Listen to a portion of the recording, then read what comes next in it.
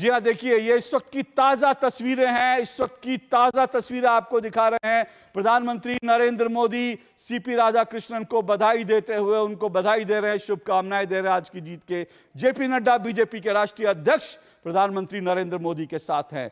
ये बड़ी खबर है, आप किरण रिजिजू को देख रहे हैं। पूरा एनडीए गठबंधन जो है इन चुनावों में एकजुट था और एकजुटता का परिणाम सामने आया। सीपी राधाकृष्णन भारत के नए उपराष्ट्रपति।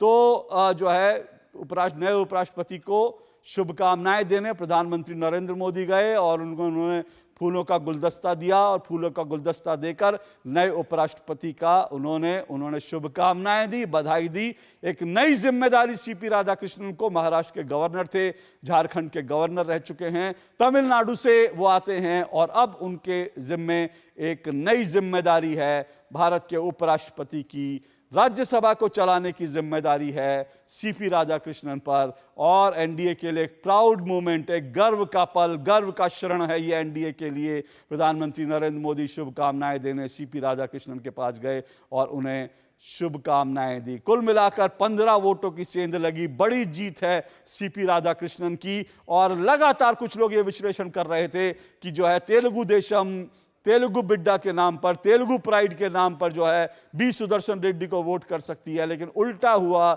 बल्कि ये कह सकते हैं कि कई सांसदों ने, 15 कम से कम सांसदों ने जो विपक्षी खेमे के थे, उन्होंने सीपी राधाकृष्णन के लिए वोट दिया। और प्रधानमंत्री नरेंद्र मोदी ने पहले ही सीपी राधाकृष्णन के लिए कहा था कि वो एक योग्य व्यक्ति हैं और वो इस पद के बिल्कुल योग्य हैं। तो इसलिए जो है आप देख रहे हैं, आप प्रधानमंत्री नरेंद्र मोदी उनको शुभकामनाएं देने के लिए पहुंचे हैं। और जब प्रधानमंत्री नरेंद्र मोदी की तरफ से, एनडीए की तरफ से जब सीपी राधाकृष्णन का नाम तय किया गया था, तो यह भी एक चौंकाने वाला फैसला था, बहुत चौंकाने वाला फैसला था। बहुत से राजनीतिक विश्लेषक ये कह रहे हैं कि बीजेपी की नजर दक्षिण की राजनीति पर है, तमिलनाडु पर है, लेकिन प्रधानमंत्री नरेंद्र मोदी और साथ साथ उनकी टीम के जो फैसले होते हैं वो शायद क्षेत्रवाद से ऊपर उठकर होते हैं। और सीपी राधाकृष्णन को कई अन्य कारणों से चुना गया, इसको लेकर कई बार बीजेपी की तरफ से बताया गया और बीजेपी ने इसे नक्सलवाद बनाम राष्ट्रवाद की लड़ाई कहा कि सीपी राधाकृष्णन राष्ट्रवाद के प्रतीक हैं, जबकि नक्सलवाद के प्रतीक उन्होंने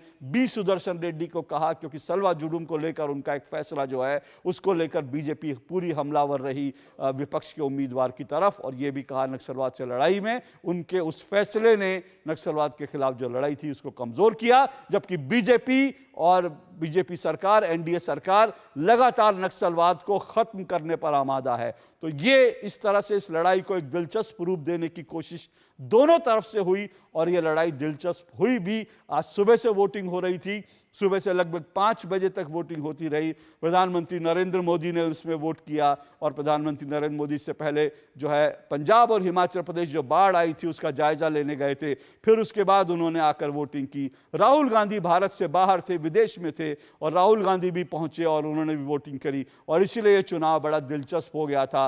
लगातार दोनों तरफ से कोशिश थी कि इस चुनाव को दिलचस्प बनाया जाए।